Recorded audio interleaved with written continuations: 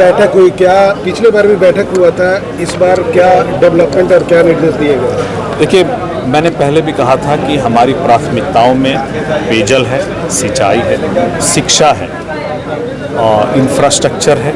Roads हैं, और इन्हीं सारी चीज़ों को लेकर के जो पिछली दिशा की बैठक हुई थी, हम लोगों ने अलग अलग विभागों की समीक्षा के माध्यम से सभी विभागों को निर्देश दिए थे, उनका क्या अनुपालन हुआ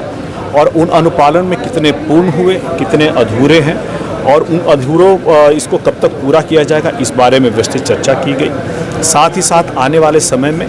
कौन कौन सी ऐसी परियोजनाएं हैं जो जमुई में उतारी जाएंगी और उसका क्या प्लान होगा, कैसे उतारी जाएंगी, इन सब पर एक विस्तृत चर्चा की गई। सबसे बड़ी खुशी की बात यह है, जो मैं जनता को बताना भी चाहूँगा, कि प्रशासन के द्वारा यह अवगत कराया गया कि बहुत प्रतीक्षित लंबे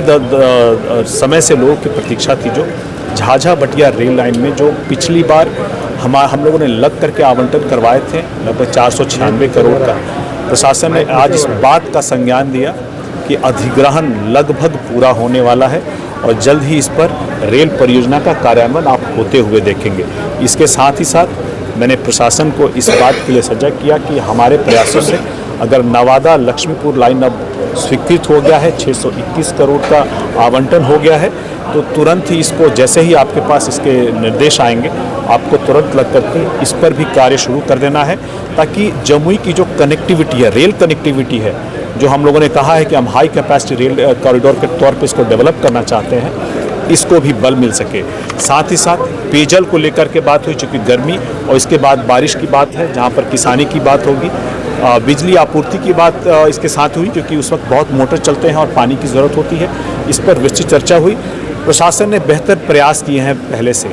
बेहतर नतीजे देखने को मिले हैं, मगर अभी भी जो कमी है उसको एक चरणबद्ध तरीके से पूरा किया जाए, इसके लिए आवश्यक दिशा निर्देश दिए गए हैं। केंद्र सरकार ने संसद में 3 बिल लाया था महिलाओं के को आगे बढ़ाने के लिए, वो ड्रॉप हो गया, तो उसको लेकर विपक्ष को क्या मैसेज रहेगा, कैसे हो जा रहा है? देखिए, महिला आरक्षण बिल जो आया था, किसी भी नीति को जब आप लाते हैं और जब संसद में पास हो जाता है, तो उसको आगे बढ़ाने के लिए आपको छोटे छोटे कानून बनाने की और ज़रूरत पड़ती है, ताकि इसको धरातल पर उतारा जा सके। प्रिंसिपल तौर पर विपक्ष ने उस वक्त सपोर्ट किया था, लेकिन आज के दिन जब इसको धरातल पर उतारने की बारी आई, तो कांग्रेस और राजद ने मिल करके, चूँकि उन्होंने पहले भी अपने समय पे पास नहीं किया था,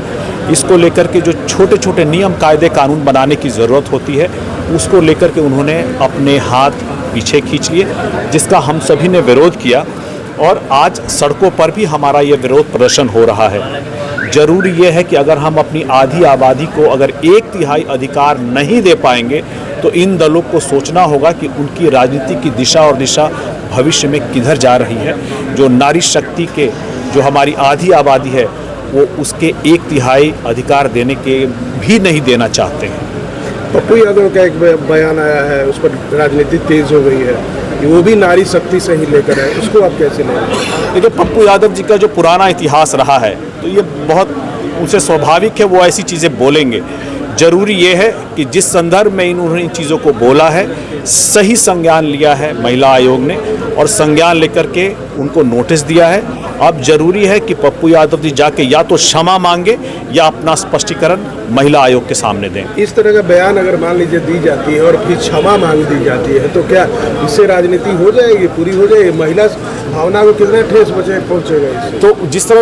उनका बैकग्राउंड रहा है, उनसे इस बात की अपेक्षा करना कि वो ऐसी चीज़ें ना करें, संभव ही नहीं है।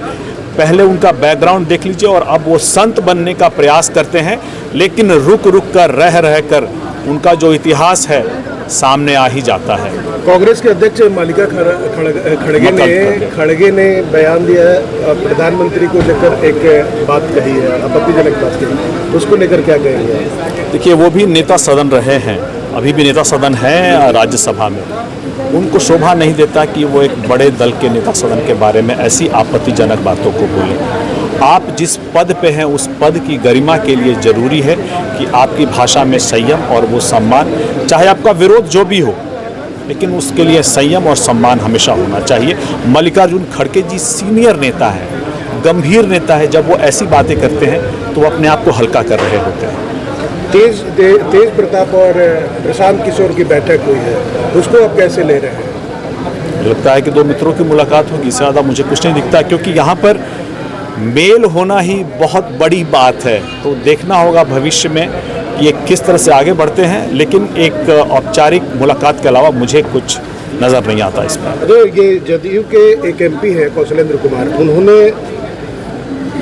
सीधे कह दिया कि बिहार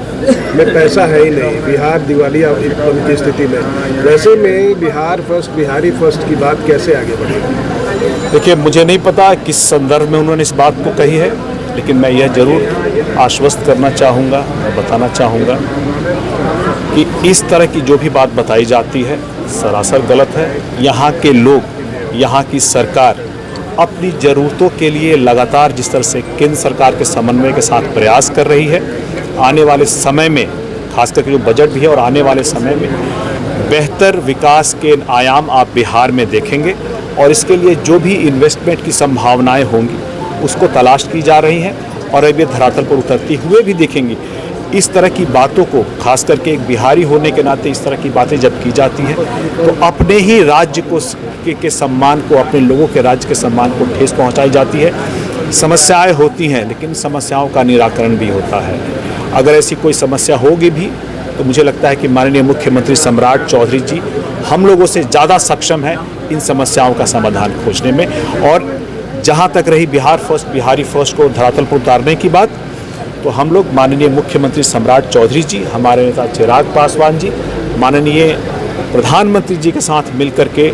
जिन विभागों की जिम्मेदारी हम लोग को दी जाएगी या जिन विभागों के साथ मिलकर के काम करने की ज़रूरत होगी हमारे विजन को उतारने के लिए धरातल पर, हम लोग मजबूती से इस कामों करेंगे। बंगाल और तमिलनाडु में क्या होने जा रहा है? कल वोटिंग भी है बंगाल में। बंगाल और तमिलनाडु में लोकतंत्र जीतेगा। वहाँ पर आने वाले समय में मुझे लगता है कि NDA की सरकार जिस तरह से मजबूती से विकास के कार्य कर रही है, जनता के बीच में जाके अपनी बात को रख रही है, जनता भी इस बात को समझेगी और वो जो भी फैसला करेगी हम सभी को मंजूर होगा।